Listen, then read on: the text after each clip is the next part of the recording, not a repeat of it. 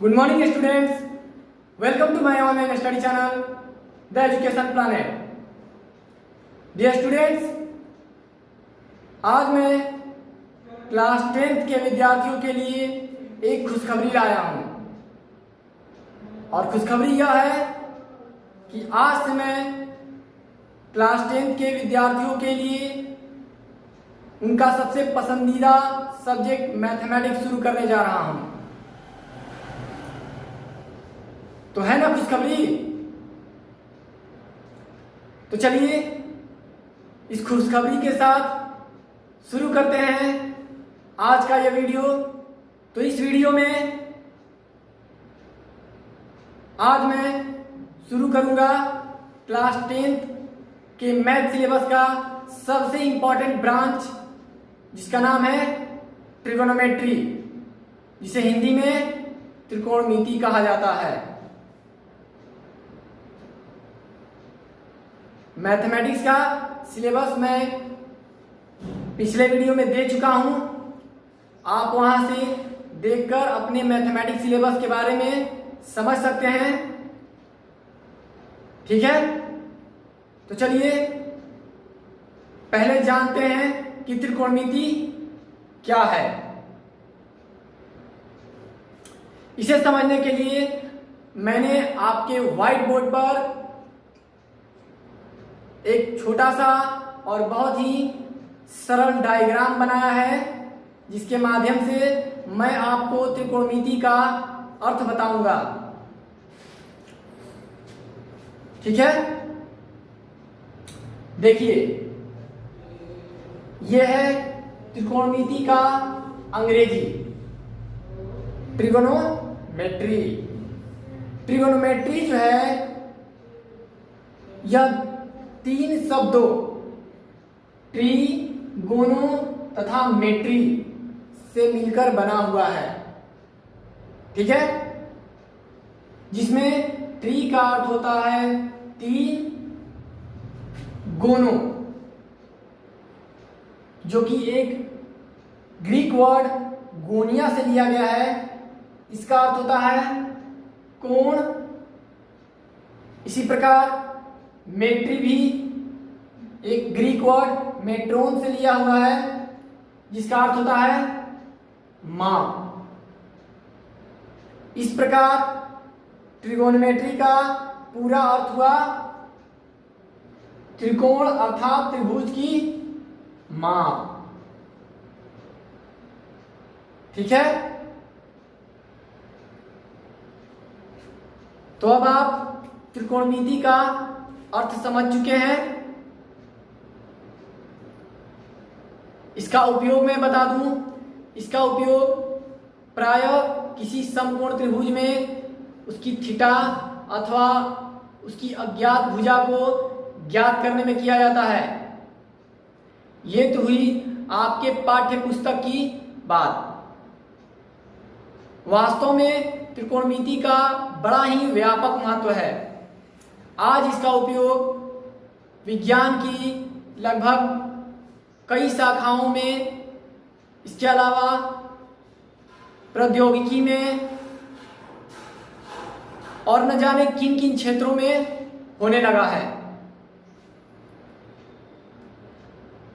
तो अब आप समझ गए होंगे कि त्रिकोणमिति कितना महत्वपूर्ण है और इसका उपयोग कितना ही व्यापक है। त्रिकोणमिति के बारे में जान लेने के बाद अब हम लोग त्रिकोणमिति के पहले अध्याय, जो आपके पाठ्य पुस्तक के अनुसार अध्याय नंबर 8 है, को शुरू करेंगे, जिसका नाम है त्रिकोणमिति का परिचय अर्थात इंट्रोडक्शन ऑफ ट्राइगोन।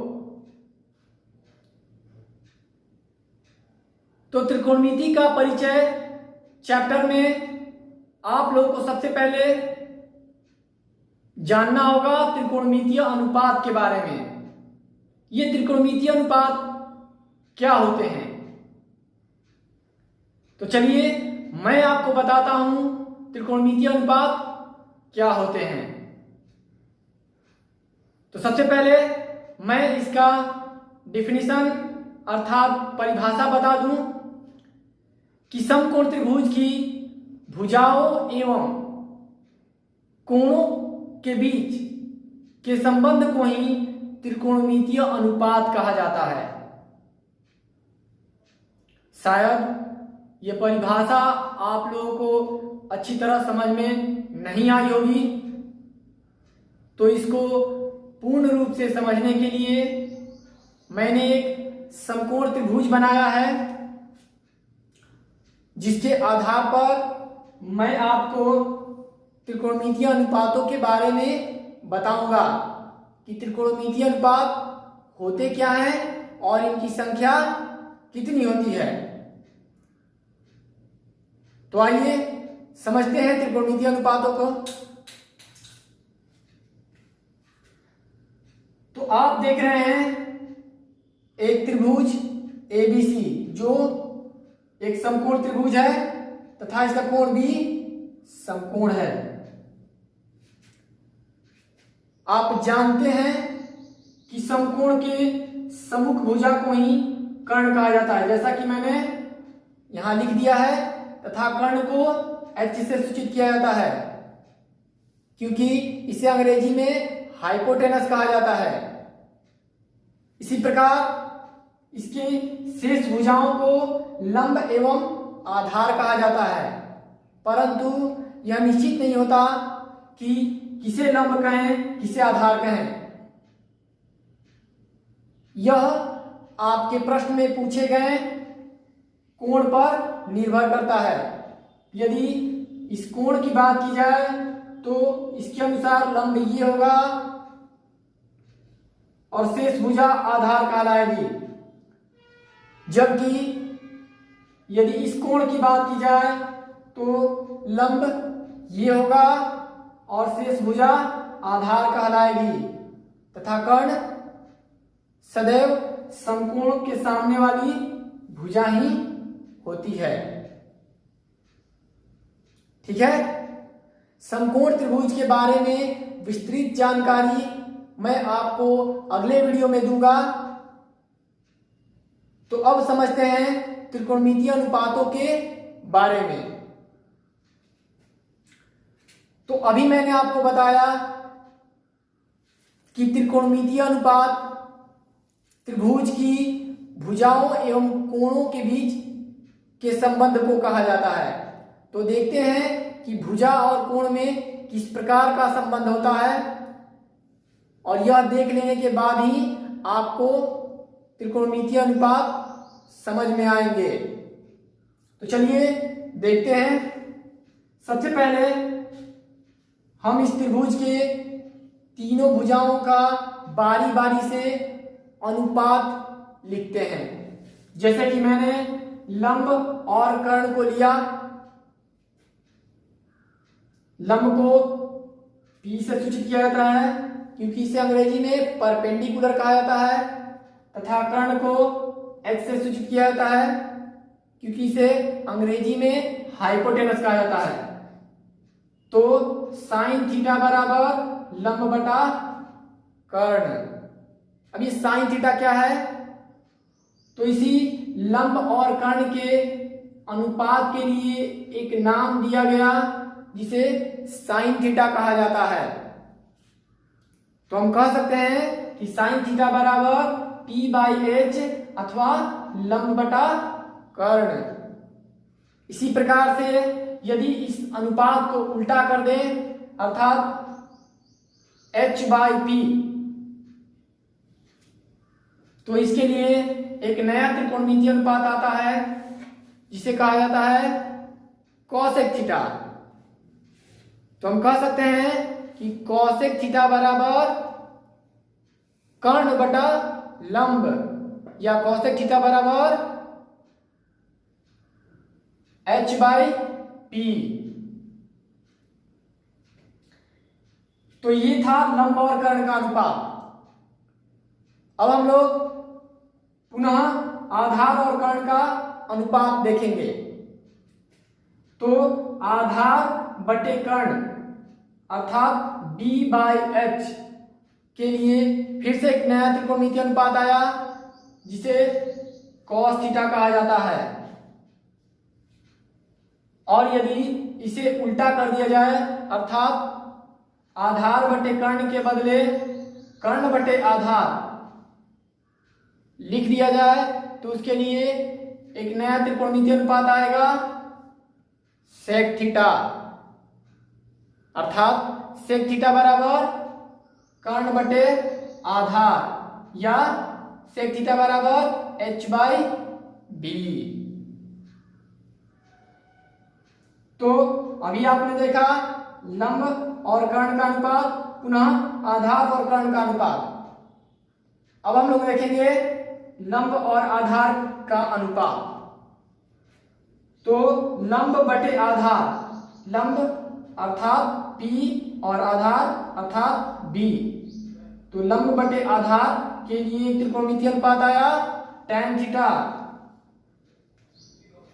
अर्थात tan थीटा बराबर लंब बटे आधार या p/b। इसी प्रकार यदि इस अनुपात को उल्टा कर दिया जाए तो आधार बटे लंब बराबर आधार बटे लंब बराबर फिर से एक नया त्रिकोणमितीय अनुपात आया जिसे cot थीटा कहा जाता है, अर्थात cot थीटा बराबर आधार बटे लंब या b/p। अब आप स्वयं बताइए कि क्या हम इन भुजाओं के और अनुपात को ज्ञात कर सकते हैं? नहीं। अतः हम कह सकते हैं कि त्रिकोणमितीय अनुपातों की कुल संख्या 6 होती है, क्योंकि अब इससे अधिक अनुपात प्राप्त नहीं किए जा सकते।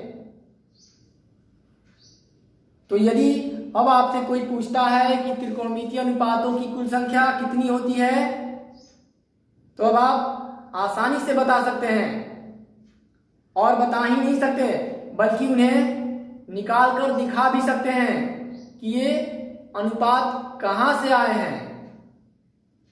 ठीक है, तो चलिए अब एक और इंपॉर्टेंट चीज मैं आपको बता देता हूं इन अनुपातों के बारे में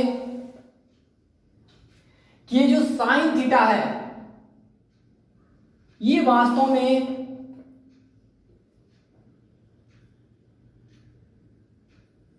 साइन का संक्षिप्त रूप है, अर्थात पूरा साइन इस तरह लिखा जाता है। ये जो है इसका शॉर्ट फॉर्म है।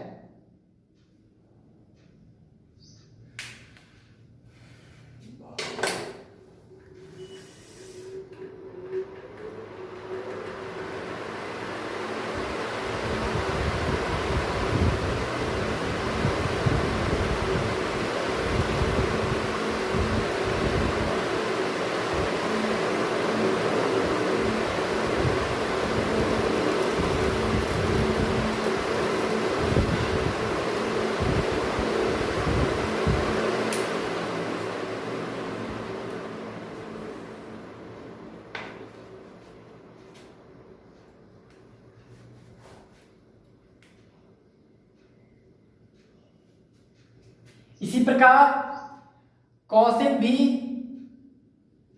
शॉर्ट फॉर्म है, इसका पूरा होता है कॉसेकेंट।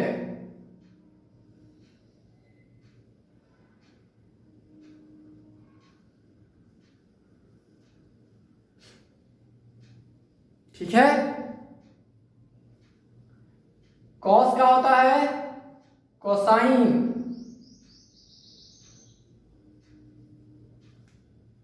सेक का होता है सेकेंड,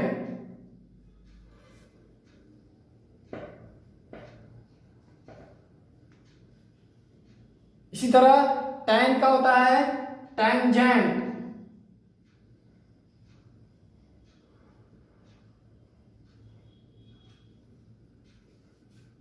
तथा कॉट का होता है कोटैंजेंट।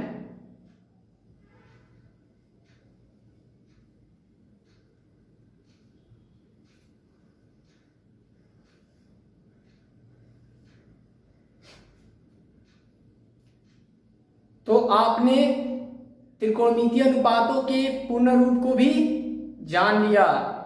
इस प्रकार आप त्रिकोणमितीय अनुपातों के बारे में पूरी तरह से समझ गए। अब आप इससे संबंधित किसी भी प्रश्न को आसानी से हल कर सकते हैं, ठीक है। परंतु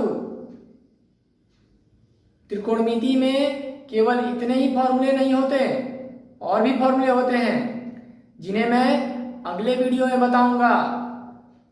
और बताने के साथ साथ प्रत्येक फॉर्मूले के लिए आपको ट्रिक भी बताऊंगा, ताकि आप लोगों को उन फॉर्मूलों को याद करना नहीं पड़े, क्योंकि ये इतने होते हैं कि इन्हें याद करने पर हम लोग पीछे से भूलते चले जाते हैं। तो इसलिए आपको इन फॉर्मूलों को याद नहीं करना है, बस मेरे वीडियो को देखते रहिए और अपनी पढ़ाई को करते रहिए। आपको सारे फॉर्मूलों का मैं ट्रिक बताऊंगा, और उस ट्रिक के माध्यम से आप आजीवन इन फॉर्मूलों को याद रख सकेंगे, ठीक है। तो इन त्रिकोणमितीय अनुपातों को भी याद रखने के लिए मैं आपको ट्रिक बताने जा रहा हूं, तो ध्यान से देखते रहिए और सुनते रहिए। तो देखिए, त्रिकोणमितीय अनुपातों को याद रखने के लिए ट्रिक, इस ट्रिक को लाल बटे कक्का कहा जाता है। लाल बटे कक्का, पहली दो भुजाओं के अनुपात को साइन थीटा, दूसरी दो भुजाओं के अनुपात को कॉस थीटा तथा तीसरी दो भुजाओं के अनुपात को टेन थीटा कहा जाता है। और इसे कैसे याद रखेंगे? तो L फॉर लंब, K फॉर कर्ण, अर्थात लंब बटे कर्ण बराबर साइन थीटा, आधार बटे कर्ण बराबर कॉस थीटा तथा लंब बटे आधार बराबर टेन थीटा। इसी प्रकार आपने देखा कि किस तरह इन अनुपातों को उल्टा करने पर हमें ये त्रिकोणमितीय अनुपात प्राप्त हुए हैं। तो इसमें भी आप वही कर सकते हैं कि इन अनुपातों को उल्टा कीजिए, आपको ये त्रिकोणमितीय अनुपात प्राप्त हो जाएंगे। तो लाल बटे कक्का को यदि हम कक्का बटा लाल लिखते हैं तो K बाई L के लिए हम कॉसेक थीटा लिखेंगे, अर्थात कर्ण बटे लंब बराबर कॉसेक थीटा। उसी प्रकार कर्ण बटे आधार बराबर सेक थीटा एवं आधार बटे लंब बराबर कॉट थीटा। तो अब आप त्रिकोणमितीय अनुपातों के बारे में जानने के साथ साथ उनको याद रखने के लिए ट्रिक भी जान गए, और मुझे तो लगता है कि आपको इस वीडियो को देखने के साथ साथ ये त्रिकोणमितीय अनुपात याद भी हो गए हैं।